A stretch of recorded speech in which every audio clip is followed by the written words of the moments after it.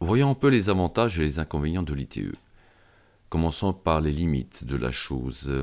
Si vous avez une maison dont la façade a un certain cachet, une belle esthétique, ou bien qu'il y a une proportion d'ouverture importante, dans ces cas, vous oubliez l'ITE.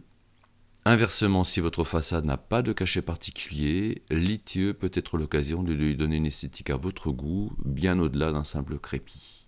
Avec une grande variété de diverses composantes, qu'elles soient sèches ou humides. L'ITE est également impossible dans les cas de murs mitoyens non accessibles ou qui ne vous appartiennent pas. Mis à part ces quelques limites, somme toute peu fréquentes, l'ITE est une solution extrêmement intéressante pour donner un vrai confort de vie à votre maison. Alors voyons cela de plus près.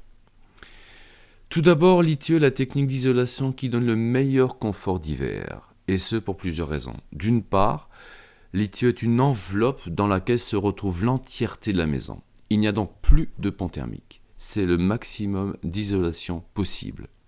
En plus, vous pouvez donner en épaisseur autant que le corps vous en dit, ou le portefeuille, sans créer de désordre dans vos murs, ce qui n'est pas le cas de l'isolation par l'intérieur, où une isolation qui dépasse un R de 3 provoque, dans la plupart des cas, de la condensation à la limite du mur et de l'isolant. D'autre part, la structure de la maison, sa maçonnerie même, étant dans l'enveloppe chauffée, plus il aura d'inertie, plus il va pouvoir assurer une chaleur constante. Donc fini les parois froides, fini les différences jour et nuit, il n'y a plus à réchauffer la maison au matin. Donc économie d'énergie et financière très importante. L'ITE permet de conserver l'entièreté des surfaces habitables. On n'a donc aucune perte de place à l'intérieur comme c'est le cas pour une isolation par l'intérieur où l'on perd facilement 15 cm sur tout le tour de la maison. Ça représente en moyenne 10% de la surface habitable, ce n'est pas rien. Alors quand vous avez une maison qui fait 100 m², perdre 10 m², c'est perdre l'équivalent d'une pièce. Avec l'ITE, rien de cela. L'ITE n'entraîne pas la nécessité de refaire la décoration intérieure. Dans une rénovation, il y a souvent des pièces auxquelles on ne souhaite pas toucher, eh bien autant les laisser ainsi. Toute la maison est traitée en une seule phase de travaux. Grand luxe par rapport à une isolation par l'intérieur où il faudra procéder étape par étape avec tous les désagréments que cela provoque. Alors parlons-en des désagréments dus aux travaux. Une isolation par l'intérieur, c'est le top dans ce domaine car il faut tout vider, refaire ou repositionner les différents réseaux, qu'ils soient électriques, sanitaires ou VMC. En ITE filière sèche, on n'a pas de dépendance des aléas climatiques, contrairement à la filière humide, par exemple quand on applique un crépi, où le travail par température basse ou élevée n'est pas possible.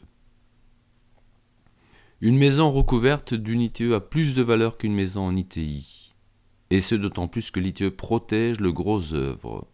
Étant donné que la structure de la maison n'est pas exposée aux aléas climatiques, sa pérennité est d'autant mieux assurée, surtout quand il s'agit d'une ossature bois. Enfin, c'est avec l'ITE que l'économie d'énergie et donc l'économie financière sur le moyen et le long terme sont de loin les plus importantes. Évidemment, à court terme, en réalisation, c'est plus cher qu'une isolation par l'intérieur. Mais sur le moyen et le long terme, la rentabilisation est plus intéressante que l'isolation par l'intérieur. La prise de conscience de ces différents éléments va en grandissant, car le nombre d'ITE est exponentiel. Depuis 2010, il double tous les 2 ans. Avec les aides financières, cela devient possible. Alors, pourquoi s'en priver ?